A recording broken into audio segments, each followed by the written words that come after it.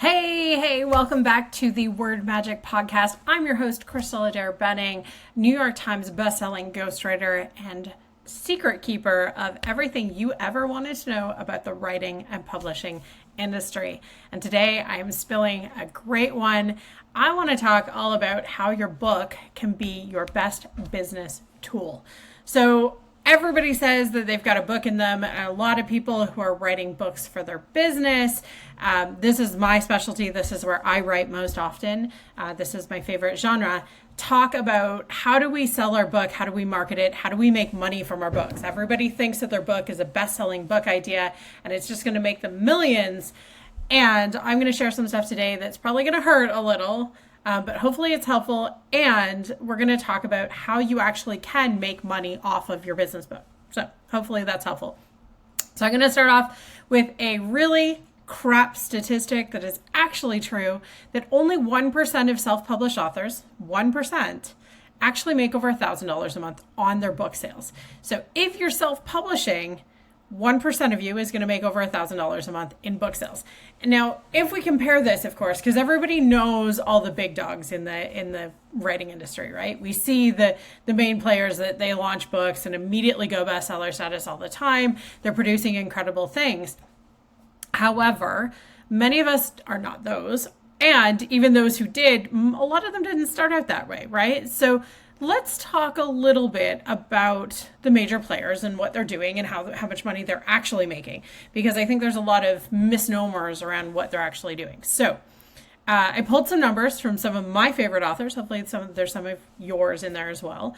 And let's just break down how they're making their money and what they're doing. So J.K. Rowling. Okay, first of all, Harry Potter books. Obsessed. I have so many Harry Potter books in my collection. I may not agree with the artist herself, or the creator herself personally, but I can't deny that she writes an incredible book. So J.K. Rowling's books have earned her approximately $1 billion. She is officially the highest paid author out there in terms of book writing. And yes, Harry Potter books are being picked up by new generations. Yes, Harry Potter books are still selling. Yes, and yes. However, not all of the money that J.K. Rowling has made has come from the books.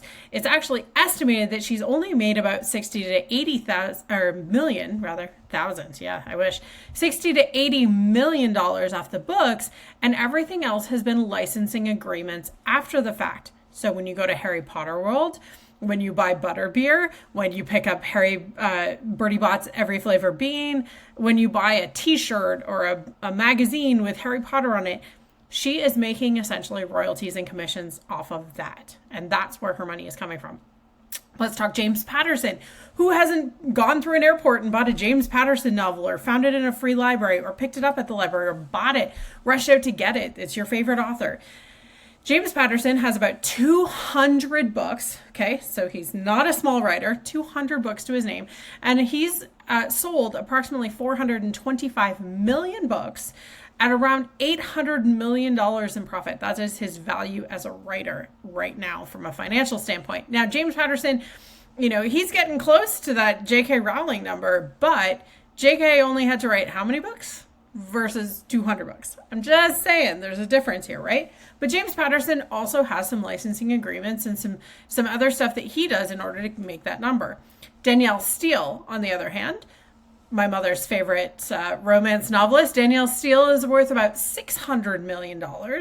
She's gotten 190 books, roughly, that she sells right now, and about 800 million copies have been sold.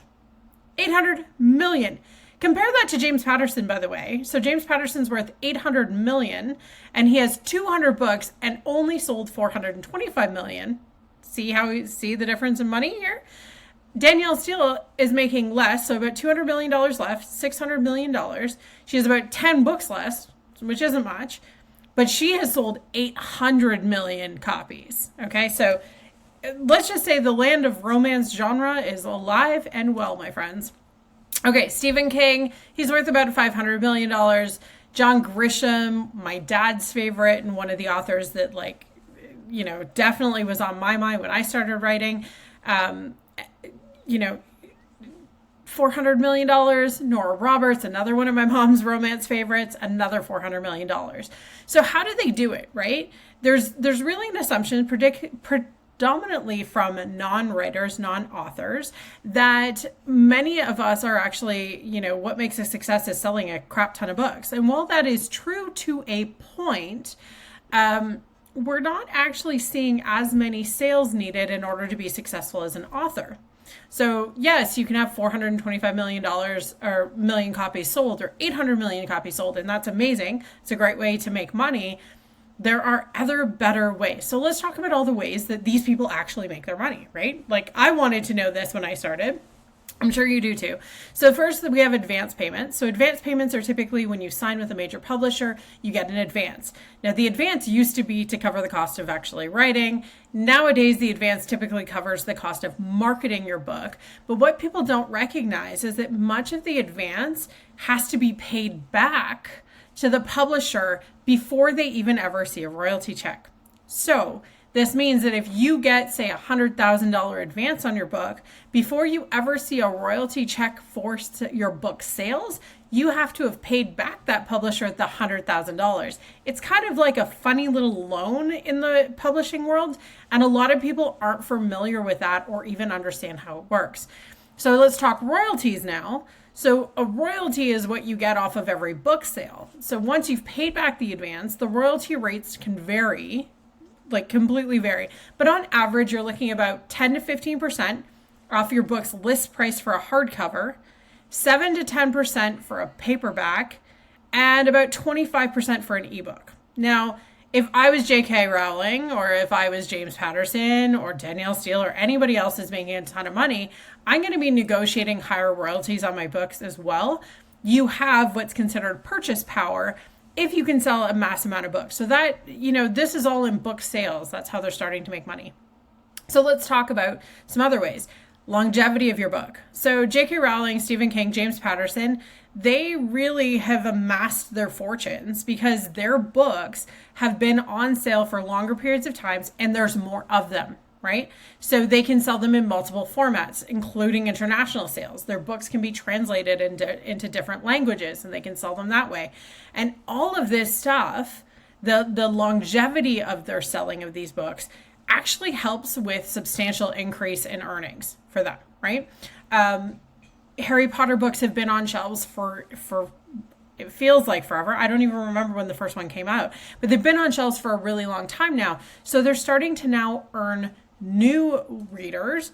Now, the original readers may not even have their copy still, so they're buying new copies. Or in my case, for example, that book that I held up earlier, this is a specialty copy where there are like these lovely little pop-ups and stuff. So like an illustrated version, a collector's edition of the book.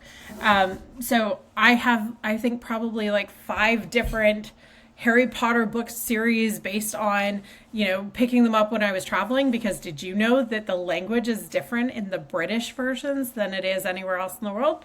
Fun fact, right? It's got more slang to it. So I have a copy of that. I have a copy of this particular pop-up version. I have another copy of the originals when they first came out for me. The longevity and the ability to purchase multiple versions in multiple ways is one of the ways that they can make more money. Secondary rights. So I just jumped there, sorry. Secondary rights are when an author can actually earn additional income by doing audiobooks, film and TV adaptations, foreign language editions, whatever. So secondary rights are something that happens after you publish that can be added on as a way to generate more income. And a lot of authors do this, right? Like there are multiple audiobook versions of these books that you can purchase.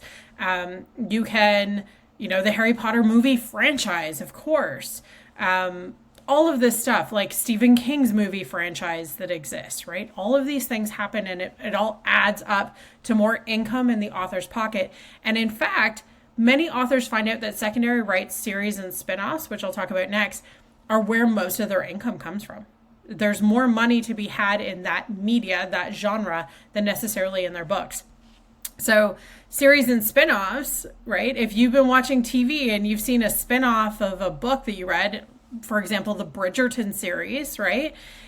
All of that stuff has an opportunity for the author to make more money because they can spin it off. They can write, so the Bridgerton series, and then there was a series about the Queen, I think it's Queen Charlotte, and then they're talking about another subsect of that series. So those are all spin-offs and series based on that. There also could be graphic novels, merchandise, like Bridgerton runs events where you can go and like dress up like you're in Bridgerton and dance and go to a ball.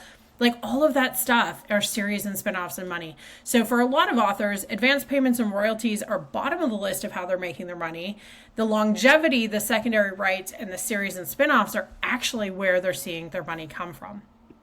So that was a lot, guys. That was a lot. But let's talk about like book revenue because I know that that's important. So, most books, if we're going traditional publisher, you would make on average, let's talk about like, what is your actual royalty? What's a royalty look like? So self-published royalties run about $3 to $10 per book, depending on the length, the color, the format, all that stuff. And in traditional publishing, it's only about $1 to $4 per book, right? Because the publisher is taking part of that. So you get some, but the publisher also gets some. So you're splitting your royalties.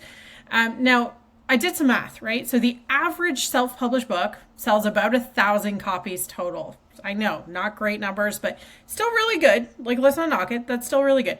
So 1,000 copies at say $10 a book as your royalty. You're looking at about $10,000. Not a bad day's work. Let's be real. But it might take a while to get to that point.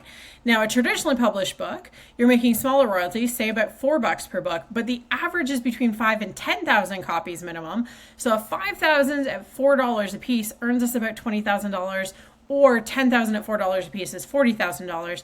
Obviously, they're making more money going the publish route, but you have to sell less books to make more money if you go the self-published route. So depending upon what you want to do with your book, this could be a great way for you to still do well without giving away the farm, so to speak. So what I want you to understand is that whether you go traditional publisher or you go self-publishing, oftentimes the money that you make is not actually enough to live on. And it's hard to constitute what success with a book looks like, because we often look to the echelons, the J.K. Rowlings, the Stephen Kings, as like that's success for a book writer, when oftentimes what happens is it's more about the longevity and the series and the spin-offs and the extra things that we can do along with those books. So what I want to say is that I think the path to success with a book is not actually the book itself, it's how you market it and use it as a marketing tool. And so I really think that more of us should have non-traditional revenue streams attached to our books as a way to actually make money from our book. It is possible to become a millionaire off of writing a book. You've just got to go at it from a different angle. So for me, it's things like finding advisory roles in equity and startups that like what I'm writing. So I actually have written for people and taken equity in their startup because I, was on board with their mission. So they pay an advance plus royalties, plus I take some equity in their startup. It helps you to sign new clients and secure speaking engagements for yourself. So, use your book to get out there and use it as a publishing marketing tool to secure yourself as an expert and authority. It might help you get board seats. It might help you sell courses.